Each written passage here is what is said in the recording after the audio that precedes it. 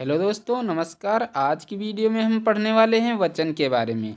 वचन कितने प्रकार के होते हैं और वचन किसे कहते हैं और वचन का जो है हम परिवर्तन कैसे कर सकते हैं। चलिए देखते हैं, वचन के बारे में जानते हैं। सामान्यतः वचन शब्द का प्रयोग किसी द्वारा कहे गए कथन अथवा दिए गए आश्वासन के अर्थ में किया जाता है, किंतु व्याकरण में वचन का अर्थ संख्या से लिया जाता है। मतलब वचन का अर्थ होता है संख्या। वह जिसके द्वारा किसी विकारी शब्द की संख्या का बोध हो उससे हम क्या बोलेंगे, वचन बोलते हैं। तो वचन के प्रकार, वचन जो है हिंदी में दो प्रकार के होते हैं, एक वचन और बहुवचन। अब हम एक वचन जानेंगे कि एक वचन क्या होते हैं। विकारी पद के जिस रूप से किसी एक संख्या का बोध हो उसे एक वचन बोलते हैं। क्या बोलते हैं? जिस विकारी शब्द से या पद से एक संख्या का बोध हो वो एक वचन होता है। जैसे भरत, लड़का, मेरा, काला, ये सब क्या हैं? ये सब एक वचन में होते हैं।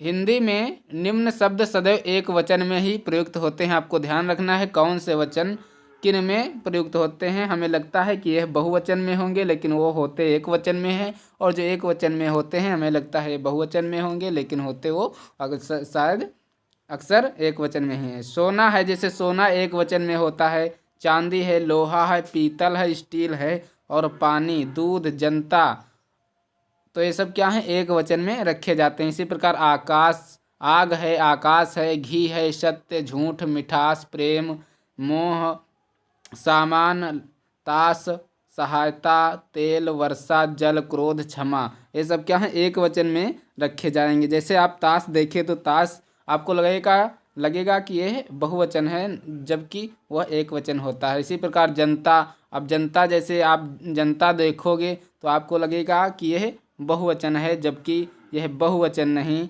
बल्कि क्या होता है, एक वचन होता है। क्या होता है? एक वचन।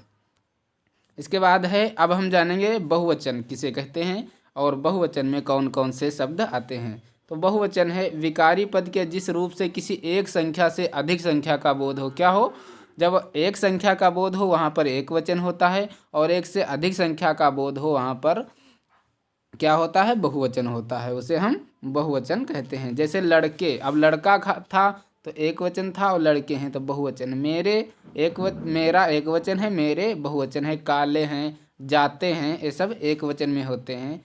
अब हम देखेंगे कुछ शब्द जो होते हैं सदैव बहुवचन में ही प्रयुक्त होते हैं। जैसे यथा, जैसे कि है आंसू, होश, दर्शन, हस्ताक्षर, प्राण, भाग्य, आदरणीय, व्यक्ति हेतु प्रयुक्त शब्द आप। व्यक्ति हेतु प्रयुक्त शब्द जैसे आप, दाम, समाचार, बाज, लोग, होश, हाल, चाल, ये सब क्या है, ये सदैव बहुवचन में होते हैं। अब प्राण अक्सर पूछ लिया जाता है कि प्राण किस वचन में होता है, तो प्राण है, भाग्य है, ये सब एक बहुवचन में होते हैं। किसमें? आंसू भी बहुवचन में होता है। अब हम देखेंगे वचन का जो है परिवर्तन कैसे कर सकते हैं। वचन परिवर्तन हम जानेंगे। हिंदी व्याकरणानुसार एक वचन शब्दों को बहुवचन में परिवर्तित करने हेतु कतिपय नियमों का उपयोग किया जाता है। कुछ नियम हैं जिनको हम एक वचन से बहुवचन में और बहुवचन से एक वचन में प्रयुक्त या परिवर्तन कर सकते हैं। जैसे है शब्दांत आ को ए में बदल कर जो है हम उसका परिवर्तन कर सकते हैं। शब्दांत का अर्थ होता है शब्द के अंत वाले अक्षर को हम अगर ए में बदल दें। जैसे शब्द के अंत में अगर आ आया है तो हम उसका जब बहुवचन बनाएंगे तो उसमें ए अगर जोड़ देंगे, सॉरी ए वाला ए है, आए नहीं, ए जोड़ेंगे तो क्या होगा, आ के इस अंत में अगर वाह शब्द में आ आया है और आ के बाद जो है आँख से हम आ का बहुवचन जब बनाएंगे तो ए उसमें लगाएंगे तो वो बहुवचन बन जाएगा। जैसे है कमरा है तो कमरा में आ आया है और इसका हम बहुवचन बनाना चाहें तो हम इसमें ए लगा देंगे। क्या लगा देंगे? कमरे, तो हो जाएगा बहुवचन। इसी प्रकार लड़का है तो इसका बहुवचन बनाने के लिए लड़के होगा, और बस्ता का बहुवचन बस्ते होता है। इसी प्रकार बेटा का बेटे होगा, पपीता का पपीते, मतलब आ प्रत्यय आ के बाद अगर शब्दांत में आ आया है तो ए लगाकर जो है हम बहुवचन बना देते हैं। रसगुल्ला का है रसगुल्ले हो जाता है बहुवचन। इसके बाद है शब्दांत। अब शब्दांत आ को ए में बदल कर जो है क्या होता है, अब आप देखे होंगे कि जो दीर्घ आ था उसको हम ए में बदलने से बहुवचन होता था। अब हम जो ह्रस्व आ है शब्दांत के बाद जो है शब्दांत में जो ह्रस्व आ आता है उसको हम ए में बदल कर जो है क्या बनाते हैं, क्या बनाएंगे, बहुवचन बनाएंगे।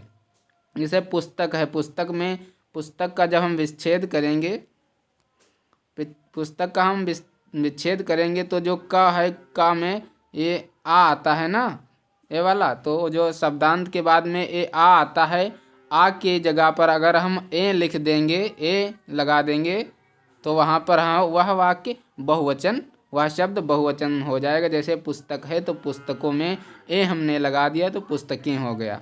इसी प्रकार दाल में दालें हो जाता है। राह है राहें हो जाएगा।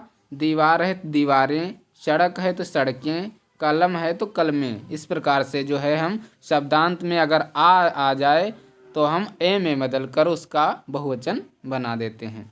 उसके बाद है शब्दांत में आए दीर्घ आ को ए में जोड़कर भी बहुवचन बनाया जा सकता है। जैसे बाला का बालाएं, कविता का कविताएं, कथा का कथाएं, ये सब जो हैं बहुवचन बनाए जाते हैं। इसके बाद है दीर्घ ई वाले शब्दों के अंत में इयाँ लगाकर जो है इसका हम बहुवचन बनाते हैं। जैसे दवाई में दवाई लिखा हुआ है, इसमें अगर हम यहाँ जोड़ देंगे तो दवाइयाँ मतलब बहुत सी दवाइयाँ, बहुत सी संख्या का बोध होने लगेगा और वह बहुवचन हो जाएगा। जैसे है लड़की, तो लड़की में यहाँ जोड़ देने से क्या होता है, लड़कियाँ हो जाएगा और बहुवचन का बोध होने लगेगा। इसके बाद है साड़ी में यहाँ जोड़ देने से साड़ियाँ हो जाता है। नदी में नदियाँ हो जाता है। खिड़की में खिड़कियाँ हो जाता है। स्त्री में स्त्रियाँ हो जाता है। इस प्रकार से बहुवचन बन जाता है।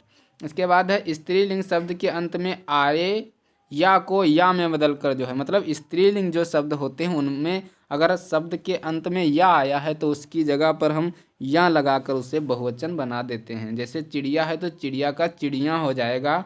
डिबिया का डिबियाँ हो जाएगा। गुड़िया का गुड़ियाँ हो जाता है। इस प्रकार से जो है वचन परिवर्तन करते हैं।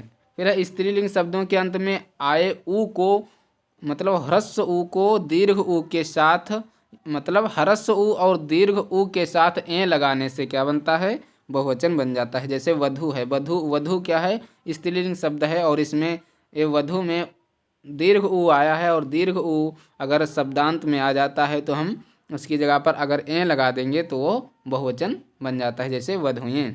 इसी प्रकार वस्तु है तो वस्तुएं, बहु है तो बहुएं बन जाता है।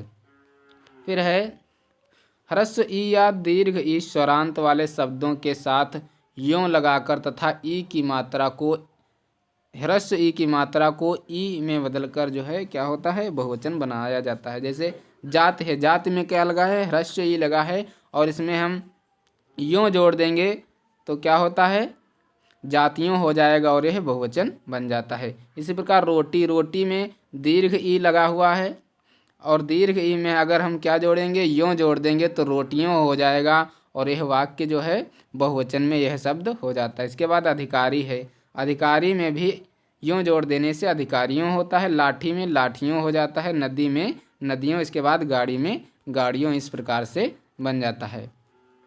फिर है एक वचन शब्द के साथ जन, गण, वर्ग, वृंद, हर, मंडल, परिषद आदि लगाकर क्या होता है, बहुवचन बन जाता है। अब आपको ध्यान रखना है कि अगर एक वचन शब्द है उसमें आप जन जोड़ दोगे तो क्या हो जाएगा, बहुवचन बन जाएगा। गण जोड़ दोगे तो बहुवचन बन जाएगा। एक वचन में अगर वर्ग जोड़ दोगे तो बहुवचन बन जाएगा। वृंद जोड़ दोगे तो बहुवचन बन जाएगा। हर जोड़ दोगे तो बहुवचन बन जाएगा। मंडल जोड़ दोगे तो एक वचन में तो वह बहुवचन बन जाता है। इसी प्रकार से एक वचन में अगर परिषद जोड़ दोगे तो बहुवचन बन जाता है। जैसे हम एग्जाम्पल के तौर पर देखेंगे, गुरु है तो गुरु में अगर हम जन जोड़ देंगे, गुरु में जन जोड़ देंगे तो क्या हो जाएगा, गुरुजन हो जाएगा और यह बहुवचन हो जाएगा। इसी प्रकार अध्यापक में अगर गण जोड़ देंगे तो अध्यापक गण हो जाएगा, मतलब बहुत से अध्यापक हो जाएंगे और यह बहुवचन में हो जाएगा। इसी प्रकार से लेखक में है, लेखक में है क्या है, लेखक है उसमें अगर हम वृंद जोड़ देंगे तो लेखक वृंद हो जाएगा, मतलब बहुत से लेखक हो जाएंगे। इसी प्रकार मुनि में अगर हम वृंद जोड़ देंगे तो मुनि वृंद हो जाएगा, बहुवचन में हो जाता है। युवा में अगर हम वर्ग जोड़ देंगे तो क्या हो जाएगा, बहुवचन हो जाएगा। इसी प्रकार बालक में अगर हम वर्ग जोड़ देंगे तो बालक वर्ग मतलब बहुत से बालक, और ये बहुवचन में हो जाएगा। भक्त है, भक्त में अगर जन जोड़ देंगे तो भक्त जन हो जाता है, और अगर भक्त में वर्ग जोड़ देंगे तो भक्त वर्ग हो जाता है, वो भी बहुवचन हो जाएगा। इसी प्रकार खेती में अगर हर जोड़ देंगे तो खेतीहर हो जाता है। मंत्री में अगर मंडल जोड़ दें तो मंत्री मंडल मतलब बहुवचन हो जाता है। अब हम कुछ जो महत्वपूर्ण बिंदु हैं उनको देखेंगे। जैसे संबोधन शब्दों में ओ ना लगाकर ओ की मात्रा ही लगानी चाहिए। आपको ध्यान रखना है कि संबोधन जब आए तो भाइयों, बहनों, मित्रों, बच्चों, साथियों लिखना चाहिए, ना कि इनके साथ हम ओ की मात्रा, मतलब इस पे जो है मित्रों नहीं मित्रों होता है।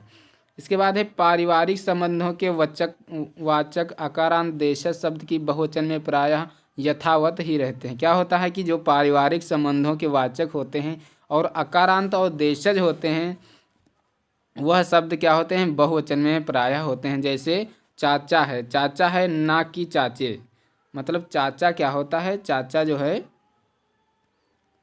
बहुवचन में प्रयुक्त किया जाता है, इसका जो है कोई भी परिवर्तन नहीं होता है। जैसे माता है तो माता का बहुवचन माता ही होता है। दादा या बाबा का क्या होता है, दादा बाबा ही होता है, ना कि हम दादे बाबे लिख देंगे।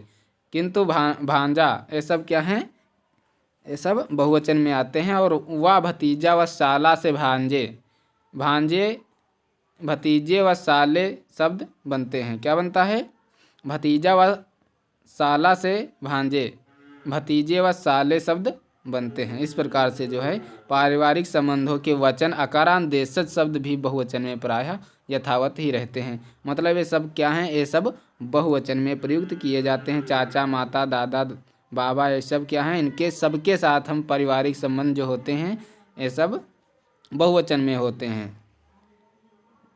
इसके बाद है विभक्ति रहित आकारांत से भिन्न पुल्लिंग शब्द कभी भी परिवर्तित नहीं होते। क्या होता है, जो विभक्ति रहित आकारांत से भिन्न पुल्लिंग शब्द होते हैं वो भी कभी परिवर्तित नहीं होते। जैसे बालक, फूल, अतिथि, हाथी, व्यक्ति, कवि, आदमी, सन्यासी, साधु, पशु, जंतु, डाकू, उल्लू, लड्डू, रेडियो, फोटो, मोर, शेर, पति, साथी, मोती, गुरु, शत्रु, भालू, आलू, चाकू, ये सब क्या हैं, पुल्लिंग शब्द हैं जो कभी भी परिवर्तित नहीं होते हैं।